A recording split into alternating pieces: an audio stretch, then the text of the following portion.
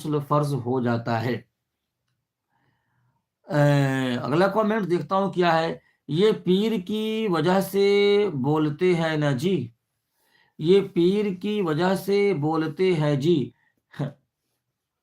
کچھ نہیں ہے، آدمی ناپاک حالت میں غسل فرض ہو جاتا ہے۔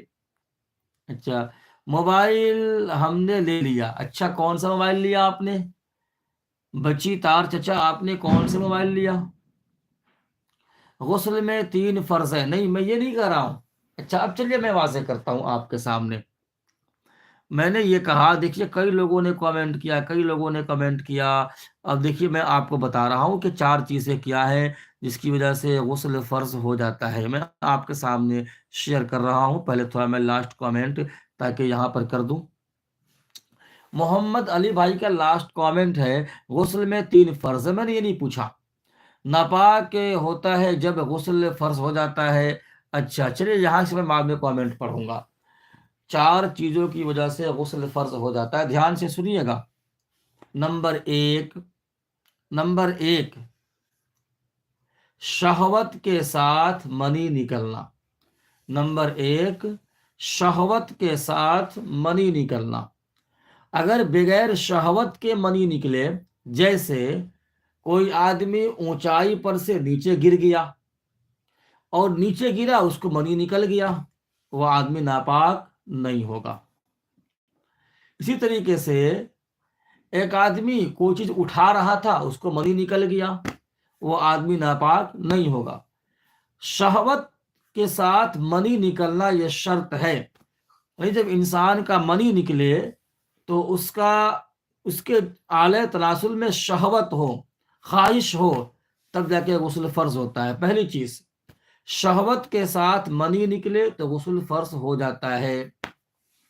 دوسری چیز کہ کسی آدمی نے کسی عورت کے ساتھ ملاپ کیا اور جیسے ہی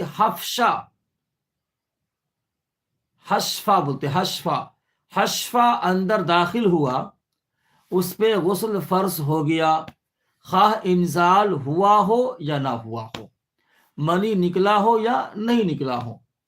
ایک مرد نے ایک عورت کے ساتھ ہم بستری کی اور اس کا اعلی تناسل عورت کے جیسے ہی شرمگاہ میں داخل ہوا، اس پہ غسل فرض ہو گیا، خواہ منی نکلے یا نہ نکلے۔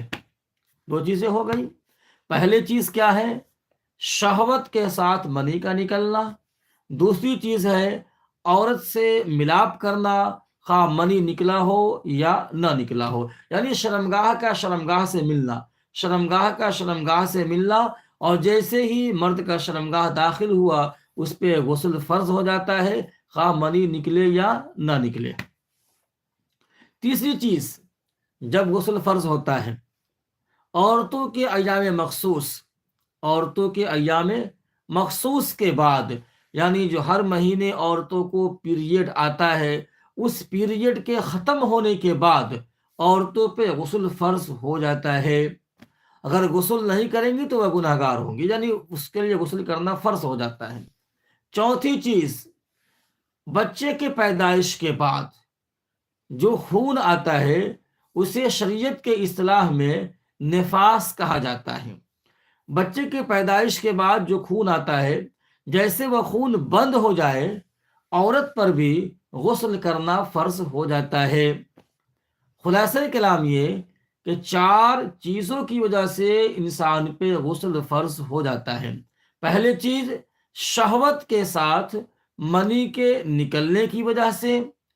دوسری چیز، اگر عورت کا شرمگاہ مرد کے شرمگاہ سے مل جائے اور جس کو ہم سپاری بھی کہتے ہیں، اگر سپاری اندر چلا جائے تو خواہ انزال ہوا ہو یا نہ ہوا ہو، مرد پہ اور عورت پہ دونوں پہ غسل فرض ہو جاتا ہے۔